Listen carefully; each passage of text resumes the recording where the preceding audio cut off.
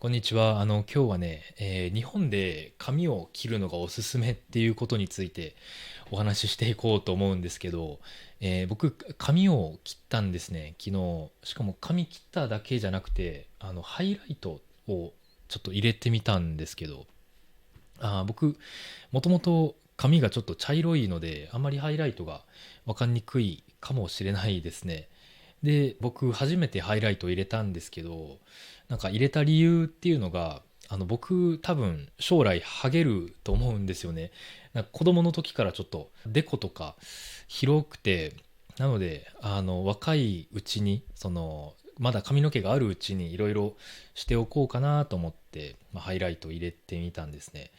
そんなことは別にどうでもよくて、今日のトピックは、日本で髪を切るのがおすすめっていうことについてお話ししていこうと思います。なんか、日本語を長く勉強してる人とか、外国語を勉強するのが好きな人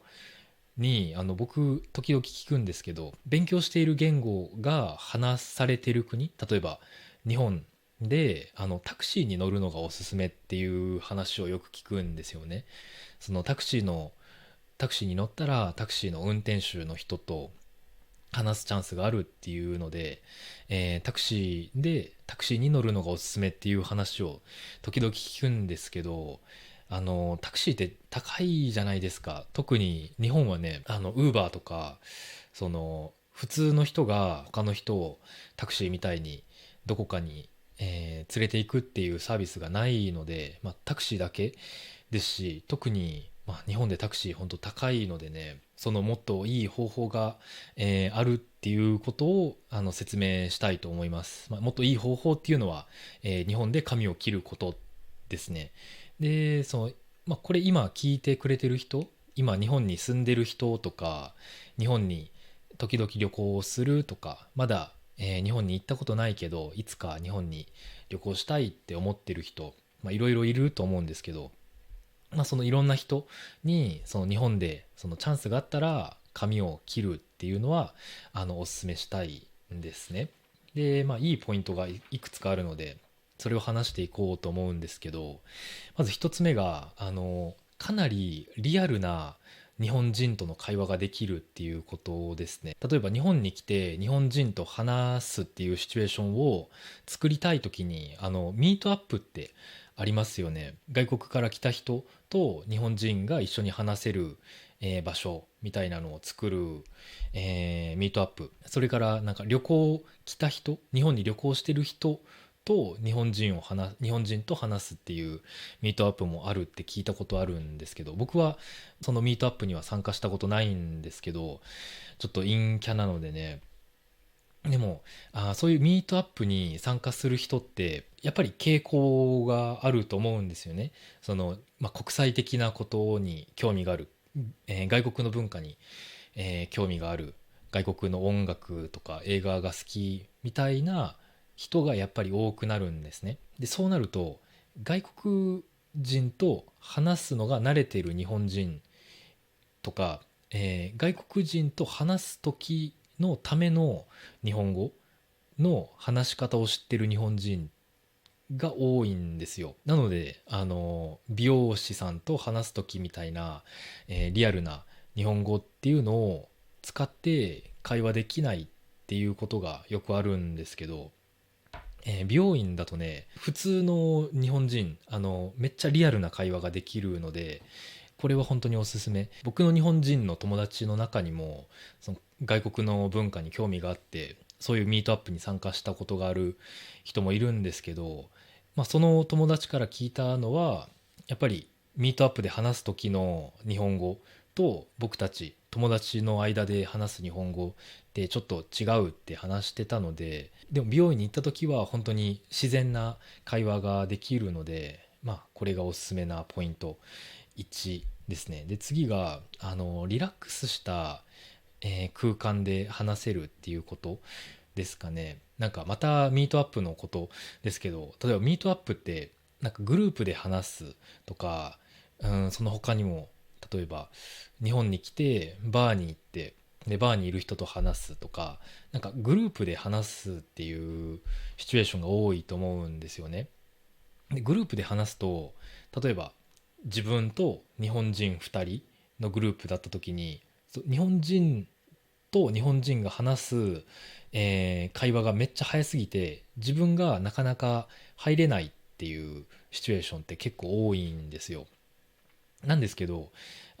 美容院に行った時って1対1じゃないですか。マンツーマンですよね。なので椅子に座りながらリラックスしながら自分の話したいこととか、いろんなトピックについて話せるので、それもいいポイントかなと思いますね。で3つ目は美容師さんって会話が上手というか、その会話に慣れてる人が多いんですね。その上手、みんながみんな上手っていうわけではないんですけど、会話に慣れてるっていう人が多いんですね。っていうのももちろんその美容師さんって多分1日にわからないですけど少なくても3人とか5人ぐらいの髪切ると思うんですよ。でその毎回ね違うトピック、いろんな人と話す、しかもいろんな人と話すってことはなんかいろんな質問、いろんな会話のパターンっていうのを知ってるので、どうやって会話を進めたらいいかっていうことも分かってるのでね、いいと思いますね。特に日本語勉強してる人とかってなんか日本語話したいけどどうやって会話を始めたらいいかわかんないっていう人も、結構いると思うんですよ。なんですけど、美容院に行ったらその美容師さんがもう自然に会話を始めてくれるので、それを聞いたりなんか質問に答えたりするだけでいいっていうのはなんかそれもメンタルにとっていいかなって思いますね。で、4つ目は方言に触れられるってことですね。これ別に美容院だけの話じゃないんですけど、日本って本当にいろんな方言があるんですよね。関西弁とか九州弁とか東北弁、北海道弁もあるし、沖縄弁もあるんですね。で特に、関西弁一番人気というか多くの人が話す方言なんですけど、なんか20%、いろんな説があるんですけど日本人の20%、5人に1人はちょっと多いかもしれないですけど、少なくても10人に1人は関西弁話すし、その他にもいろんな方言あるので、だからもし九州に行くチャンスがあってその時髪を切りたいって思ってるなら、その九州で髪を切る時に方言に触れるっていうのもいいポイントかな。でこれ最後のいいポイントなんですけど、繰り返しその美容院に行ってその美容師さんと話せるっていうことですね。僕先月、ポーランドから日本に帰ってきて、僕1年間外国に住んでたんですけど、1年前にその美容室に行って髪を切って、でまた1年ぶりに昨日その美容師さんと会ったんですよね。でその時もおかえりみたいなこと言ってくれて、久しぶりって、言って、でそこからもう1年前と同じ感じで、友達みたい、友達じゃないですけど、友達みたいに会話をもう一回始めることができたので、それもいいポイントだと思うんですよね。っていうのも例えばミートアップで会った友達とその最後になんか LINE 交換したり電話番号交換したりしますよね。でその電話番号を交換してその後も関係が続けばいいんですけど、なかなか、難しいこともあるじゃないですか。人間関係なので。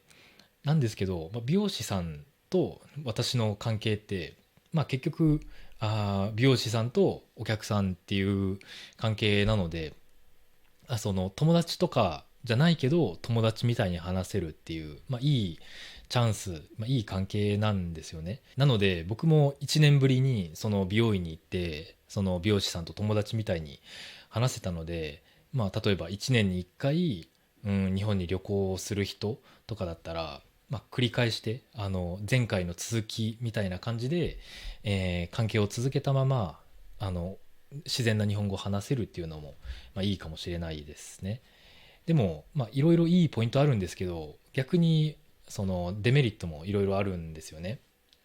それも一応話しておこうと思うんですけど、美容師によってもちろん違うんですけど、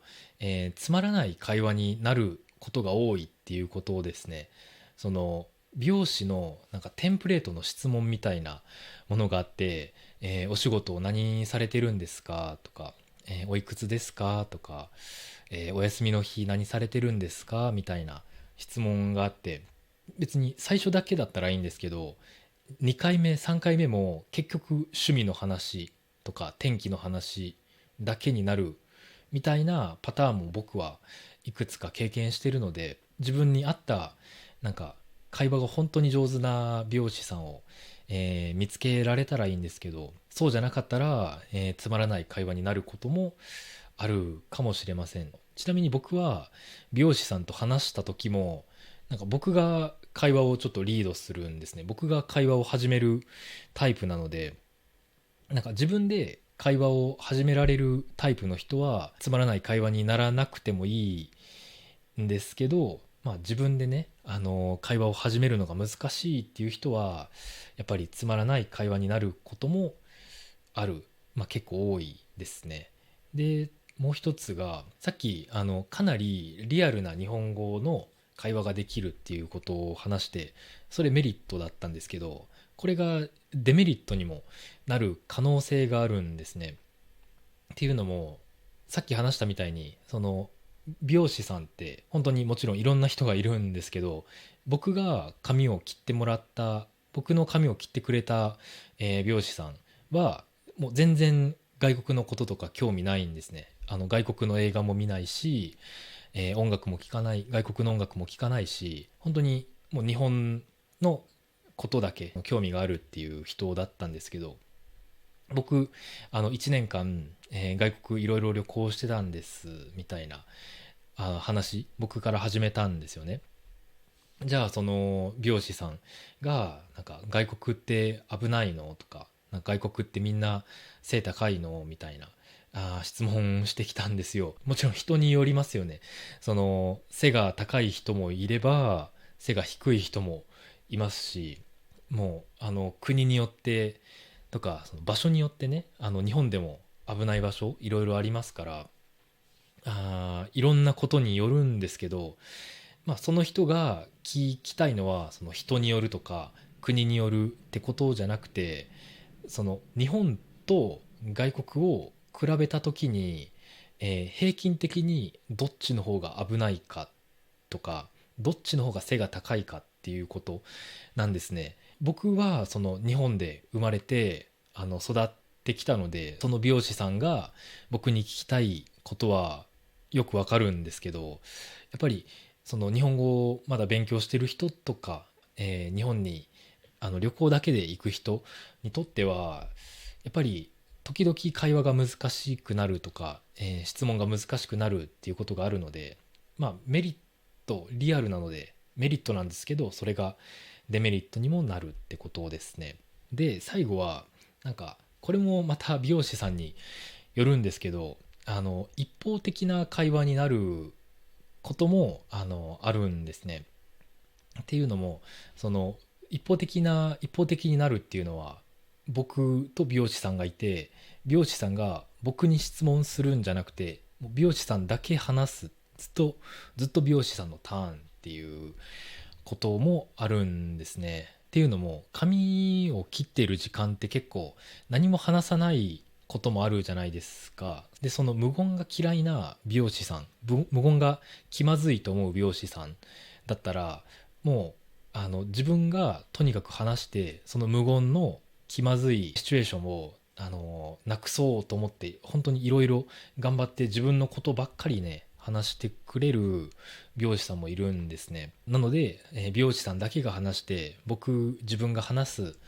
チャンスがあんまりないっていうこともあるんですけど、今言ったデメリットって全部、美容師さんによるんですね。その美容師さんが本当に会話上手な人だったらとか、いろんなことに興味がある人だったらスムーズに、会話できるんですけど、でも自分とちょっと相性が合わない人とかだったら難しいっていうことですね。結局、人間関係が大切ってことになりますかね。